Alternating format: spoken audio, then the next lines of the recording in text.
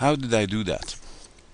Well, the first thing that I did was to find which editor I wanted to include. There are several in the market.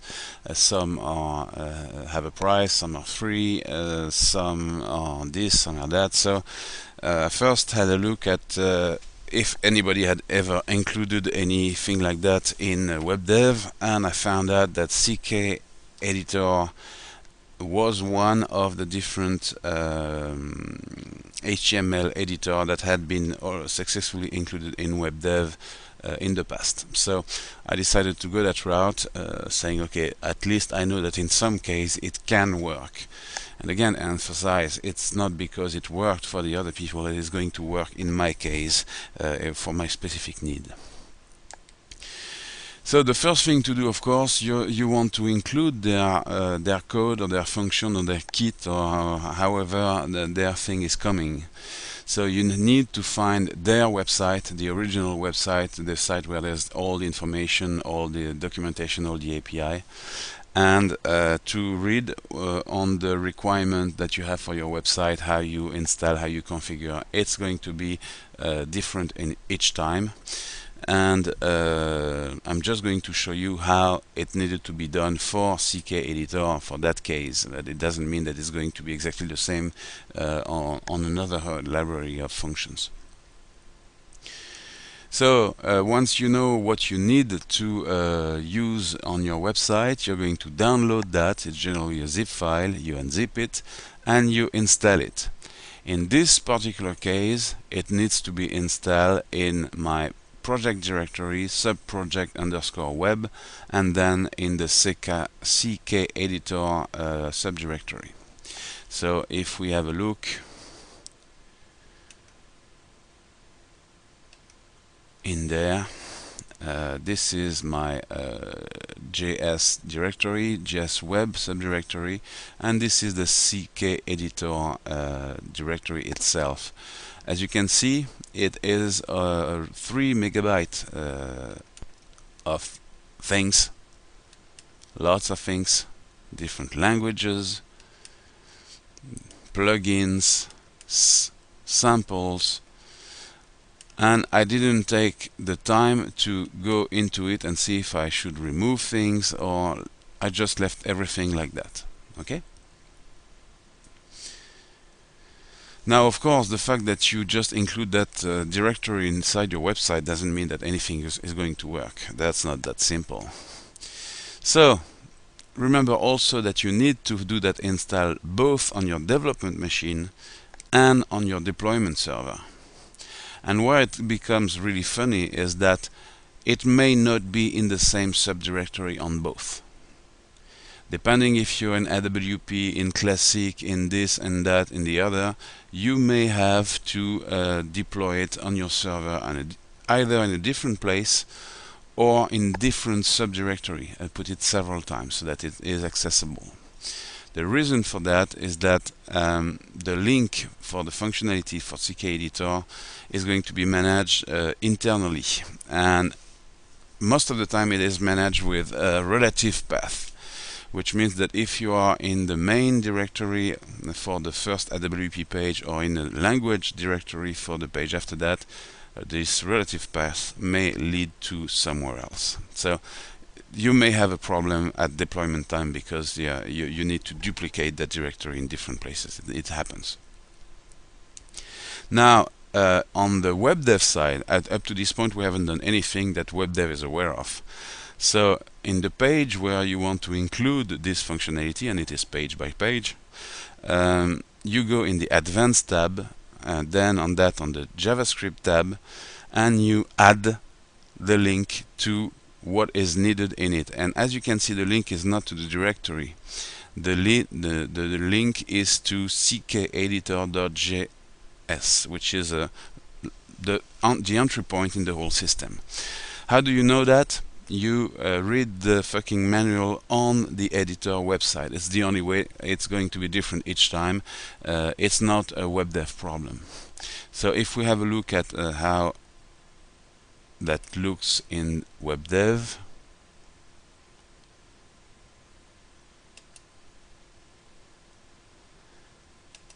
There we go. And if we go in the CKEditor page, we're just going to open the properties of the page, and as you can see on the Advanced tab, JavaScript tab, sorry, you have this Add button, and this is what has been added, and it's just going to open this, and you go click on your thing. That's all there is to it. You may need, in some cases, to add several resources at that level. As you can see, there is a table, so you can add several of them for one function or for several functions in your page. Now you can also add a web resource. That's when you are pointing to something that is not on your website directly.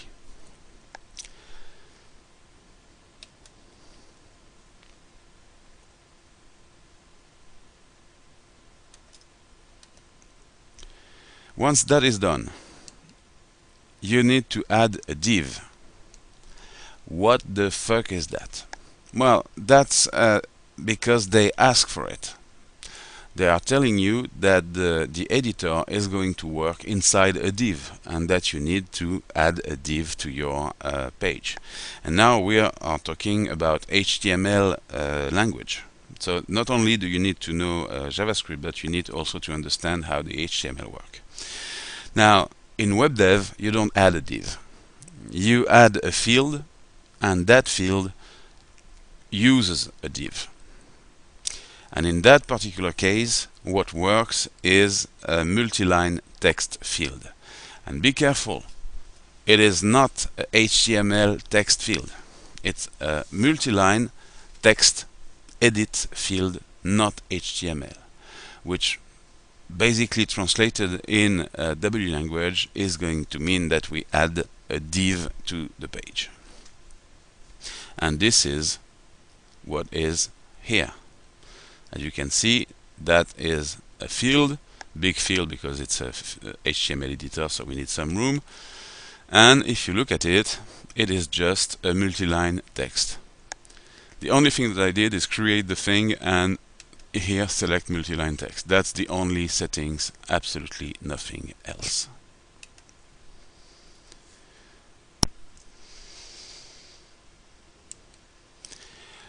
It's often the case. Very often they're going to ask you for a div when you include something like that from the outside, but it may be different. So what you need to do on the WebDev side is not always clear from the start. You may have to experiment. Very often you will have to experiment. But often when you include something from the outside in an HTML page, they're going to ask for a div, and that's just a multi-line text field. At that point, the only thing that remains to do is to add code to call the function of the CKEditor. That's all.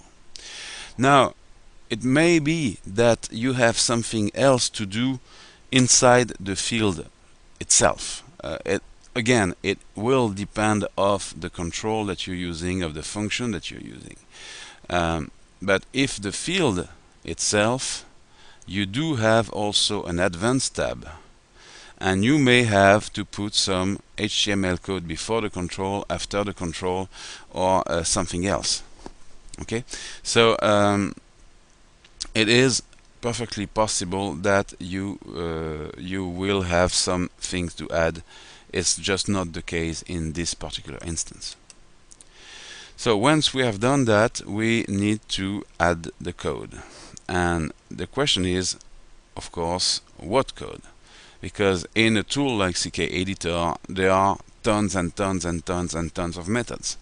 So again, you have to read the fucking manual, and I'm not talking about WebDev, I'm talking now about the CKEditor manual. How does the thing work? In this particular instance, we are going to use my JS CKEditor create instance. And this works on the field alias. That is the next problem that you're going to have. You're going to try to give the function of the external library the name of your field, and it will not know what that is. You need to give it the alias of that field, alias. Let's see how it's done. Remember, we are all in browser code at that point. No server code at all. This is just browser, browser, browser. So, in this particular instance, if we go in the page initialization, I called my GS CKEditor create instance, and I gave it my field name dot alias. And that's it. That's all there is in this page. Not one extra line of code. Easy enough, yes? And again, we're going to have a look at how it works, just for fun. Start the test, and you can see this particular website is in classic mode, but this would work also in AWP, and I know that for a fact because I developed it for AWP. And maybe you saw very quickly that we saw the original field first, and then it was replaced by the CKEditor display. You can also see that CKEditor is using more space than the original field, because it needs that space at a minimum. So either you prepare your original field for that, it's big enough from the beginning, or CKEditor is just going to move things around in order to have enough room for itself. So you have also to adapt your page to the behavior of the external tool.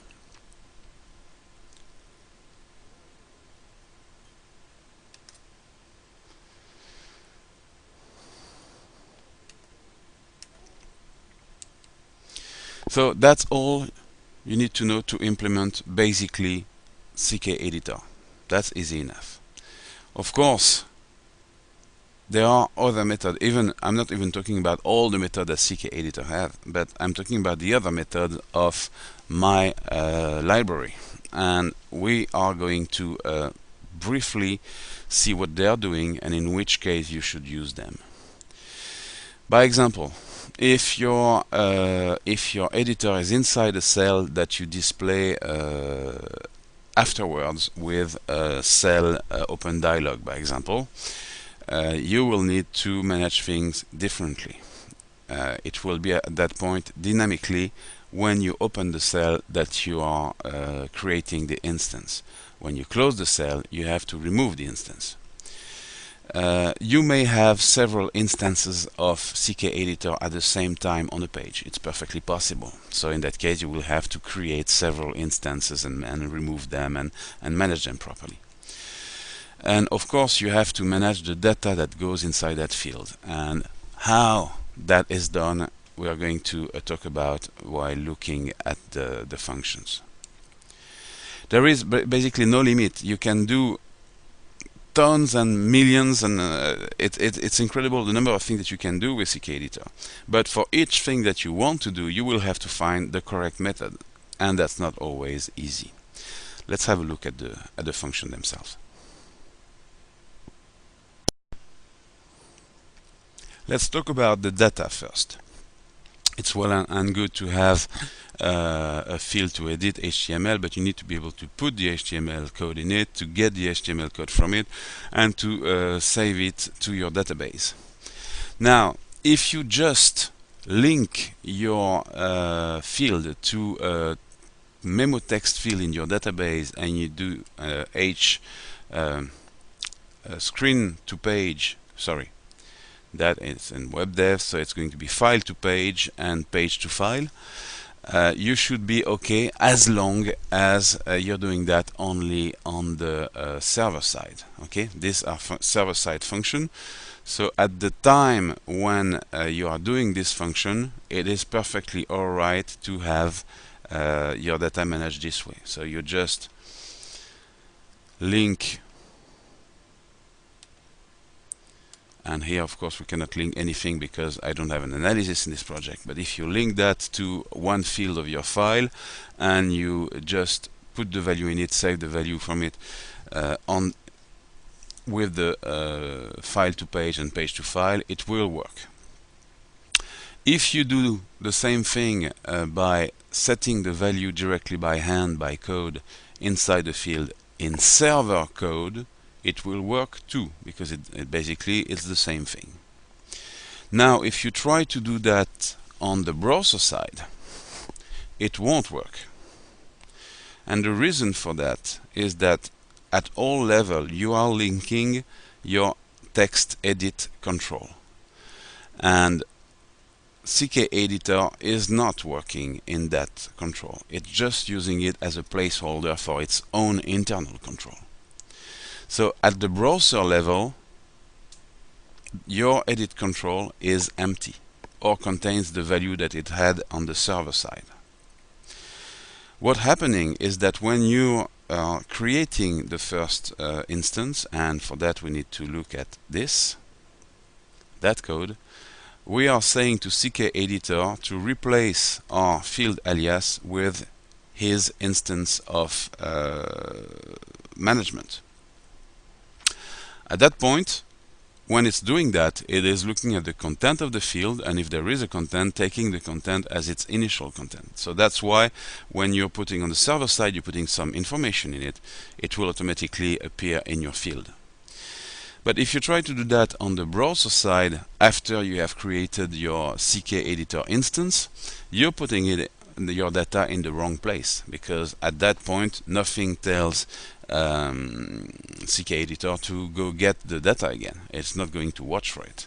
The same way, if you want to validate the content of your field in the browser side before you send it to the server, and you maybe send it to the server via a submit button or via an AJAX function, it doesn't matter.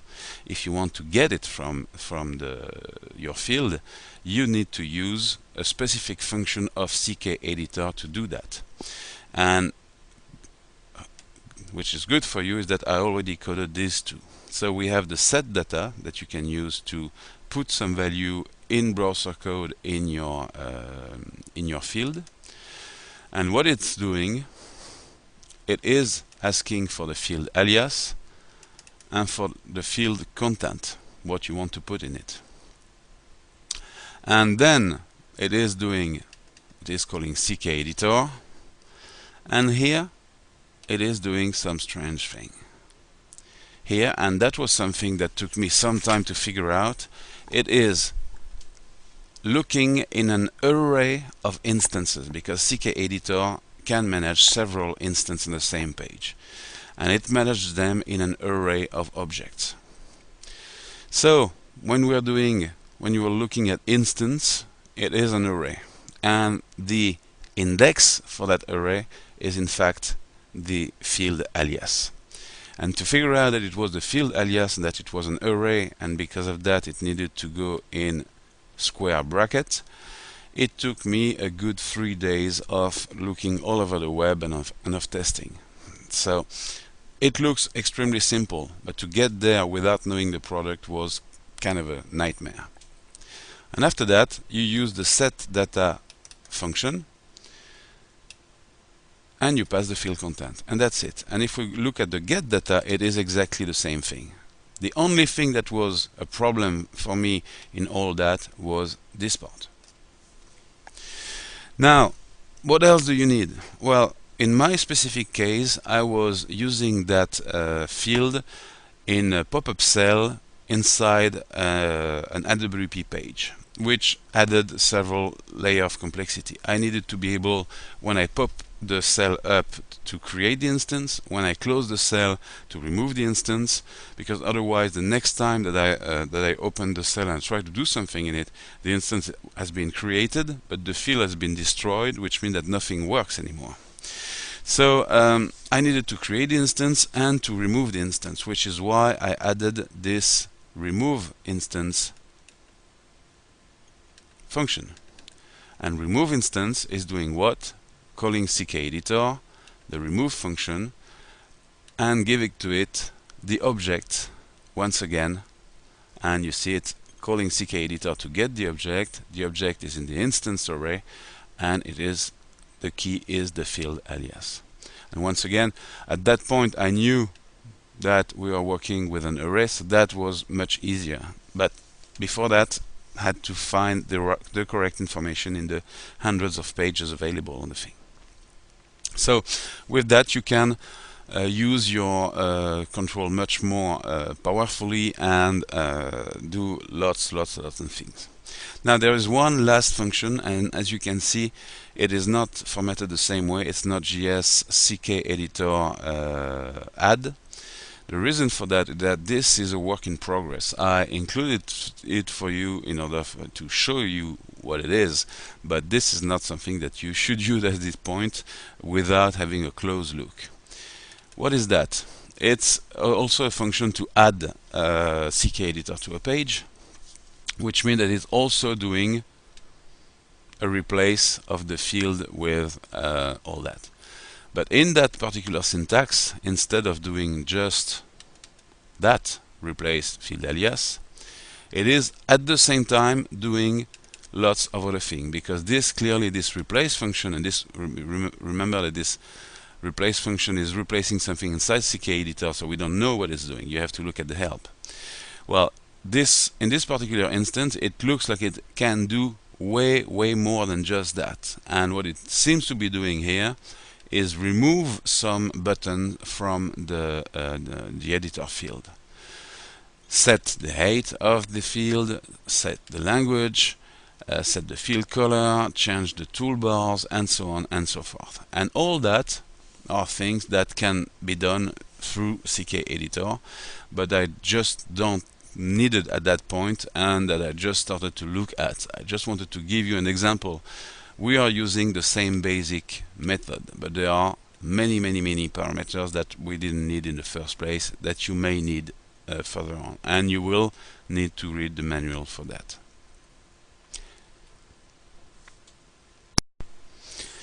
Inside this collection of procedure, I also included one of my latest addition to it, which is the basic management of CKEditor.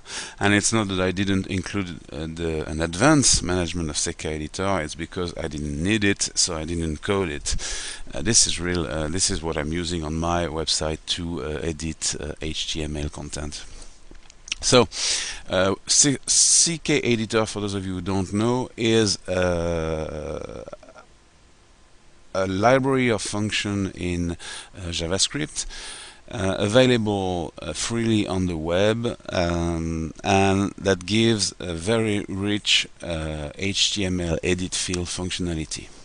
I'm going to first just show you what it does, and then we'll see how to use it.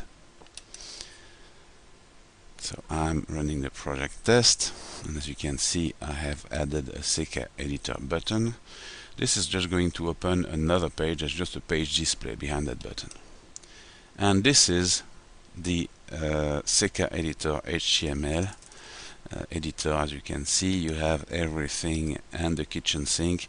In fact, there are so many buttons that I don't know what half of them are doing. So and of course, you have millions of options. You can decide which button you want, you don't want, and so on and so forth. So you can really do lots of things.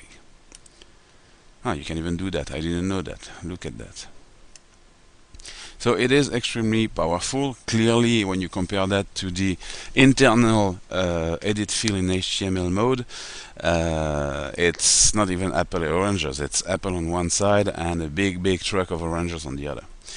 So in some cases, the HTML edit field, unfortunately, the one that is included, is not enough, and you're going to want to use something like that. That's what happened to me, and I needed to do it. Okay, so how do you do that?